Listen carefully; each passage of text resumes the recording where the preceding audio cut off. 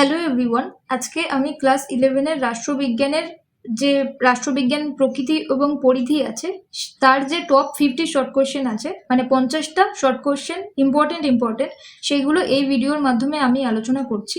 এর যে detail video আছে, রাষ্ট্রবিজ্ঞান কি, রাষ্ট্রবিজ্ঞানের প্রকৃতি পরিধি কি, এই সমস্ত কিছু আমি ডিটেলে আলোচনা করেছি, সেগুলো প্লেলিস্টে আপলোড করা আছে, না দেখলে দেখে নিতে পারো। তো আজকে আমি টপ 50টা কোশ্চেন আলোচনা করছি, তো বেশি দেরি না করে শুরু করা যাক। 1 নম্বর কোশ্চেন কি বলছে যে কে সক্রেটিসের শিষ্য হিসেবে পরিচিতি লাভ করে? সেটি হচ্ছে প্লেটো।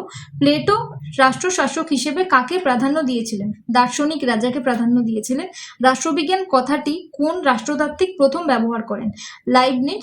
রাষ্ট্রবিজ্ঞানের শুরু এবং শেষ রাষ্ট্রকে নিয়েই এ কথা বলেছিলেন কে? গার্নার বলেছিলেন। 5 নম্বর কোশ্চেনে যাই। অর্থশাস্ত্র গ্রন্থের রচয়িতাকে? কৌটিল্য। রাষ্ট্রবিজ্ঞান হলো একটি প্রগতিশীল বিজ্ঞান, এই কথাটি বলেছেন কে? Lord Bryce. মানুষ রাজনৈতিক জীব, এই কথাটি কে বলেছেন? এই কথাটি বলেছেন অ্যারিস্টটল।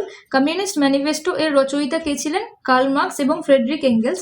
9 নম্বর কোশ্চেনে যাই। রাষ্ট্রবিজ্ঞানের প্রথম বিকাশ ঘটে কোন দেশের রাষ্ট্রবিজ্ঞানীদের হাত ধরে? গ্রিস দেশের। আমরা জানি প্লেটো এবং অ্যারিস্টটল সবাই গ্রিসেরই নগর রাষ্ট্রের ছিলেন। এবং তারপরে যাই, প্লেটোর শিক্ষা প্রতিষ্ঠানের নাম কি ছিল? একাডেমি। প্লেটো তার বিখ্যাত গ্রন্থ দ্য রিপাবলিকের কোন ধরনের আলোচনার পদ্ধতি উত্থাপন করে? অবরোহ পদ্ধতি বা ডিডাকটিভ মেথড। মধ্যযুগের বিখ্যাত দুজন চিন্তাবিদ কারা? সেন্ট অগাস্টাইন এবং টমাস অ্যাকুইনাস। 13 নম্বর কোশ্চেন। দ্বৈত তরবারি তত্ত্বের প্রবক্তা বা অবতরণ করেন কে? অ্যাকুইনাস। সিসেরো কে ছিলেন? সিসেরো ছিলেন রোমান রাষ্ট্রচিন্তাবিদ।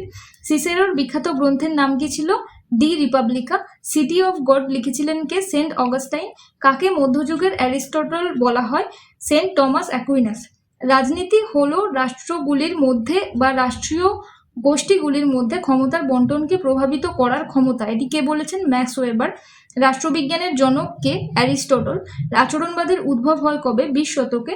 তারপরে আসি, রাষ্ট্রবিজ্ঞান একটি গতিশীল শাস্ত্র।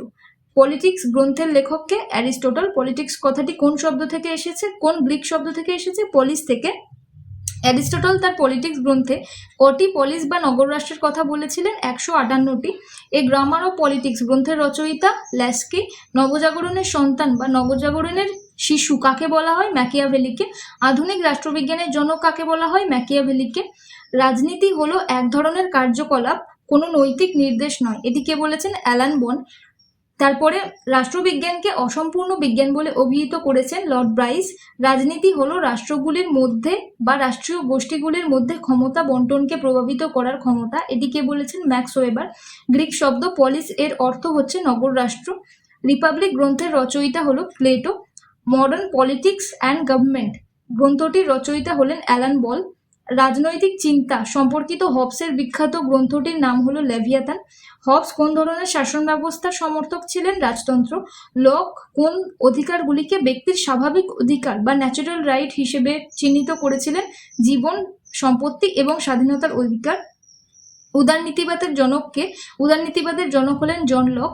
সোশ্যাল কন্ট্রাক্ট থিওরি গ্রন্থের রচয়িতাকে? রুসো। সাধারণ ইচ্ছা বা জেনারেল উইল ধারণা উপস্থাপন কে করেছিলেন? রুসো।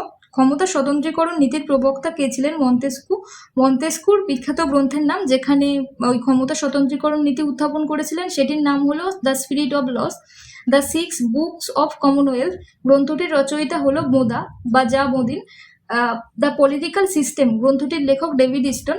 রাজনৈতিক সার্বভৌমিকতার জনক হলেন জন লক। তারপরে বল নয়, জনগণের ইচ্ছাই হলো রাষ্ট্রের ভিত্তি, উক্তি করেন কে? টি.এইচ. গ্রিন। রাষ্ট্রবিজ্ঞানের আলোচ্য বিষয় হলো রাষ্ট্র ও সরকার, কে বলেছেন? Gilchrist. The nature of politics গ্রন্থটির রচয়িতাকে? মিলার। রাষ্ট্র সম্পর্কিত বিষয়ের সঙ্গে সম্পর্কযুক্ত বিজ্ঞানী হলো রাষ্ট্রবিজ্ঞান, কে বলেছেন? ব্লুমটুসলি। তারপরে আসি, রাষ্ট্রবিজ্ঞান সম্পর্কে সব থেকে গ্রহণযোগ্য সংজ্ঞা কে দিয়েছিলেন? গার্নার। স্বাভাবিক অধিকার তত্ত্বের প্রবক্তাকে? লক। তো এই ছিল হচ্ছে রাষ্ট্রবিজ্ঞানের যে টপ 50 কোশ্চেন, সেই টপ 50টা কোশ্চেন। আশা করি সবার মনে থাকবে, সবাই পড়লে অবশ্যই এইগুলো মনে রাখতে পারবে। Thank you.